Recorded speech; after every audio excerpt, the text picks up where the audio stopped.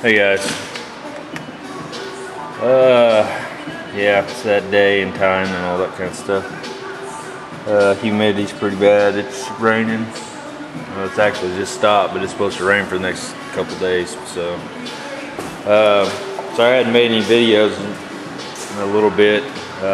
Life is happening. So you guys know I recently changed fire stations. I'm at the busiest station in Oklahoma.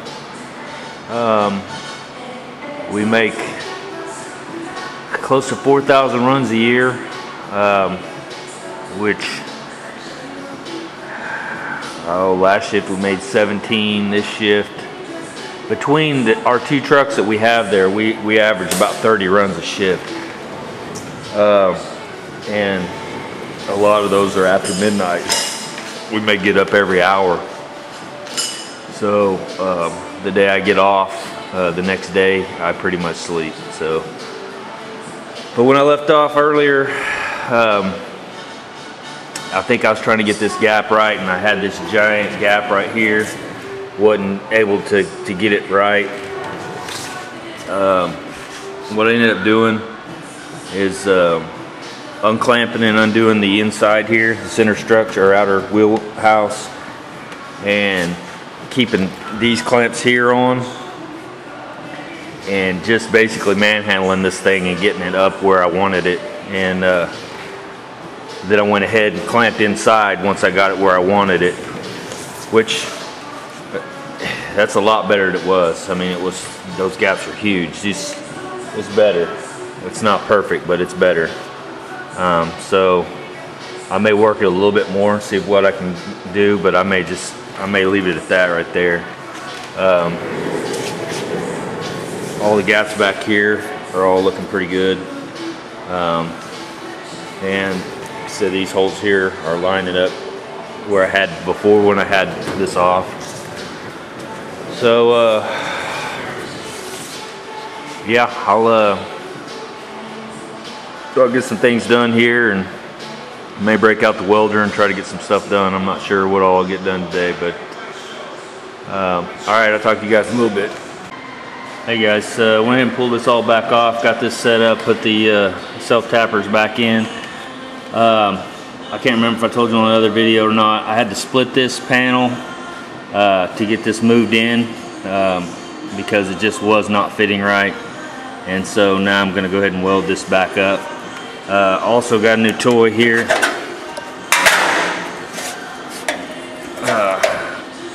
They work better on flat surfaces, but it's got 4 little magnets in it, so it's a backer for welding. Seems like the magnets stick pretty good, but yeah, you can stick it behind the material you're working on, like there. Like I said, this is a round panel, so it's not going to work as good as it would on a flat panel, but yeah, it seems like it's going to be pretty good. I was kind of worried about if the magnets are going to hold or stick, but looks like they do a pretty good job. So anyway, I may not be able to use that on this right here too much because it's like I say, it's round, and this is just going to be away from the edge. So, but I've got a little brass spoon up here too. That one, that'll probably work better for what I'm getting ready to do. So it's kind of curved. Anyway, I'll probably use that for a backer, that way I don't blow through. Alright, I'll bring you back when I get her welded up. See ya. Alright, you can see the little piece of filler wire still got stuck in there, but I'll pull that out. But that's the top side of the weld, and I ground some of it down, that way I get good penetration. So if it looks a little funky, that's why. Some of them aren't ground down yet. And then there's the penetration. If anyone cares, I know everybody likes a good penetration.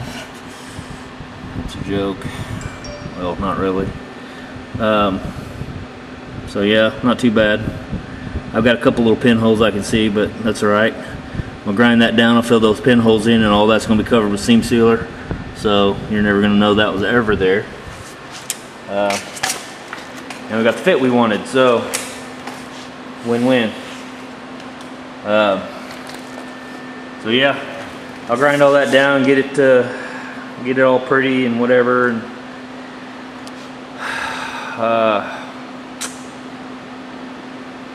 then I'll start prepping that up for some primer. So doubt you guys want to watch me sand that with 180, so I'll bring you back when I get all that done. See ya. Another little deal for you. You guys have seen these welding jackets before, half, the big, heavy, thick jackets. I hate them. They're hot. They have full jackets, and I'll show you what I use. Let me turn the camera around. You guys probably seen these too, but just in case.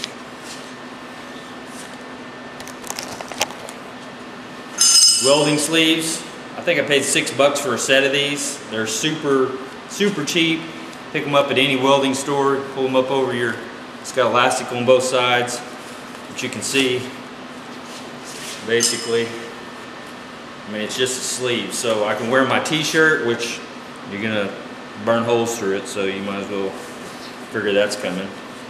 But if you're not worried about that, but when I'm grinding and doing some welding, mostly grinding, because if the grinder's spitting sparks this way, it sits and burns the crap out of my arm.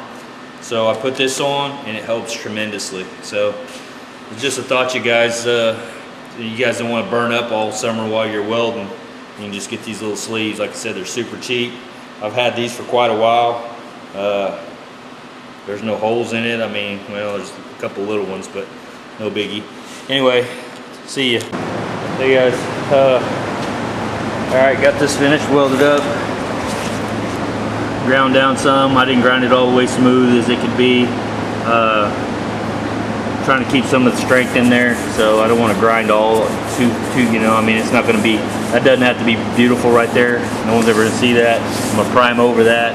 May even do some seam sealer probably right through there, so just to make sure that if I miss any pinholes or whatever, but, and then underneath, maybe you can see that. I got the light probably not in the way.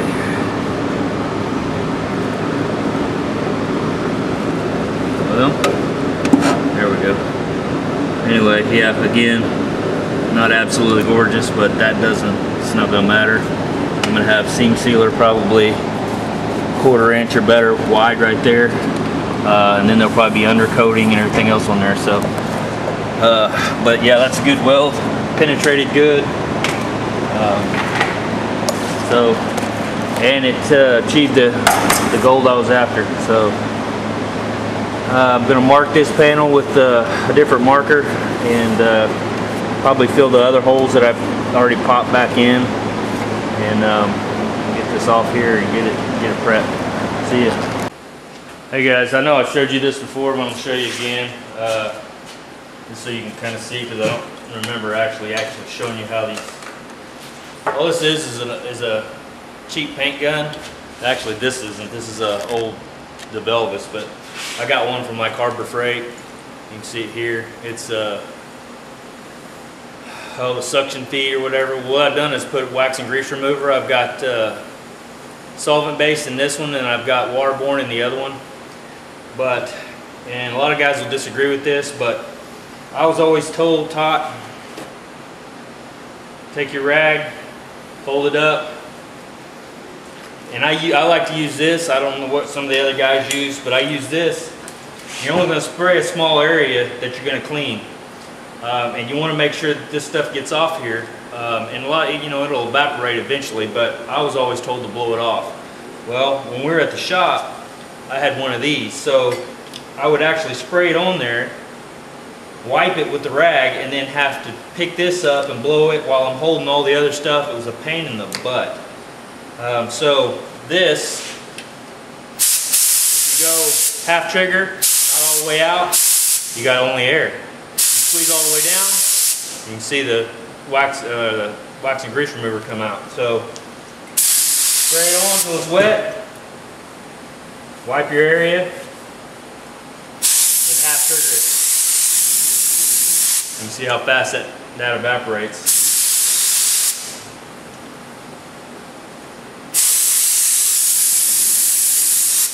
You only have to use these two hands. You don't have to sit and mess with this. And some guys don't blow it off. I was taught to, just in case, so there's no residual whatsoever. You know, right or wrong, whatever, it's the way I was taught, so that's the way I do it. This panel I cleaned with, first I cleaned it with Windex, real good, got all my fingerprints and all that crap off of it. Then I wax and grease, solvent-based wax and grease the whole thing, just like I just showed you there. And now I'm going to scuff it. I was also taught that if you just take a 180 and say I had left it dirty and all my greasy fingerprints all over it and all that stuff, all you do is grind that into the metal. So you're going to have fish eyes, you're going to have all that. So I'm making very sure that my issues with the fish eyes are not coming from grinding this stuff in. And I always try to wear gloves, especially after the part's cleaned. I try to not ever touch bare metal if I can. I mean, sometimes you do, just the way it is, but you got to make sure you clean it really good, because again, you put oil into that metal, and you know, our products don't stick to oil. So just thought I'd bring you through a little deal on that. Like I said, you can pick these up at Harbor Freight for little or nothing, and they work fantastic for that. If you put the wax and grease, solvent-borne wax and grease remover in a plastic bottle, it'll screw it up. They won't like this. I put the wax and grease into this. It'll actually swell the seals up and won't squirt out. Believe me, ask me how I know, because I've tried it. So you have to have something like this, or you have to have a pressure type deal, canister or whatever. I think Mr. Mock gave one of those away not too long ago. Those are awesome. Those are perfect for wax and grease remover. I think he might have picked that up at Harbor Freight too. But again, this is another option. Like I said, it sprays air, and if you full squeeze, you know, it's a paint gun basically. And then, you know, this is obviously not going to, the seals won't seal up and swell up and all that stuff. All right. That's about it. I'm going to go ahead and 180 this down now that I've got it all clean and all the oil and grease and everything that could have been on it off of it. So I'm going to go ahead and take care of it. Looks like my battery on my camera is getting ready to go dead, so I'm going to have to charge it. But I'll bring you guys back in a little bit. See you.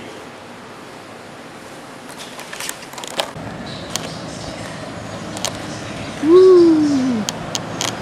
Hey guys. Well, let me turn this fan off. It's really loud.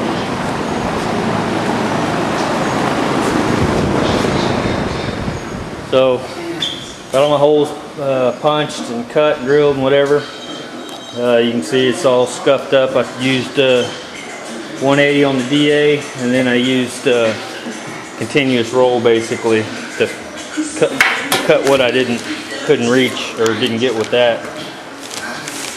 So, yeah, I mean, probably I'm going to take a red Scotch-Brite and run over it just in the small areas that I can't get with the sandpaper, but it's pretty much ready.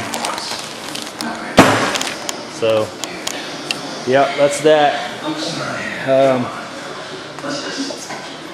It's so humid today, I'd really like to prime this.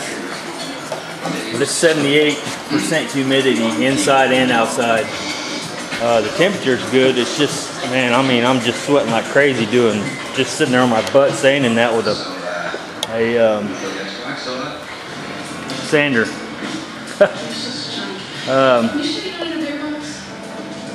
Why I laugh, because I can't think of the name of anything. DA. Alright, so anyway, I need to waterborne wax and grease remove that, but I'm going to probably wait until the day of epoxying that. So at this point, I'm pretty much where I need to be with everything. I still need to scuff that up a little bit for the epoxy, but that's pretty much it. I'll get that bad boy welded on there. I'm going to do this like I did the last one. I'll epoxy coat the inside, and then I'll leave the outside black, because it seemed like somebody was Caller George. He was saying what a pain in the ass it is to get up in the wheel wells to spray your epoxy. Well, I don't know if you watched the video that I did on my other one, but basically I leave it off the car and I spray it just like it is now. Then I fit it back up, it'll be dry and everything, and then I put weld through primer. I mask that off, put weld through primer on that, on the edges. Then it'll look like this on the outside. I'll go ahead and plug weld all those up, grind it all down, get it all nice, because my thought is if you put that epoxy on there, which is basically just a plastic coating, when you weld, that weld spatter is going to hit that epoxy and it's going to burn through. So you're going to have a bunch of little pits all over your stuff. So I leave it like this, then plug weld it, grind it. Then when I'm all done, clean it, then come back and spray one final coat of epoxy over, or actually be 2 coats of epoxy over the whole deal. So that's how I do it. And then up inside there, I'll have these holes there that I have to weld from underneath. I'll grind the epoxy off a little bit, and then when I'm done welding those plug welds in, after everything's done, I'll come back over, and all I have to do is just spray a little bit on those areas. I don't have to epoxy the whole thing over again, you know what I mean? So you're just hitting the holes, just a couple little spots with epoxy there in those areas, and you're good to go. I mean, I'll scuff around them just a little bit, but other than that, just so the epoxy will stick. But if you do it within 7 days, you don't have to worry about it. So, that'll happen. So, anyway, I don't know how much more I'll get done today. It's about 4:15-ish, and I'm helping my wife redo my little girl's room. We're gonna put new flooring and paint and all kinds of stuff. So, I'll be doing that in the evenings after I'm done out here. So, like I said, I don't know how much more I'll get done today, but if I do, I'll bring you back. So, hope you guys have a good one. See ya. Well, hopefully I take that out of the equation. I wrapped it in plastic.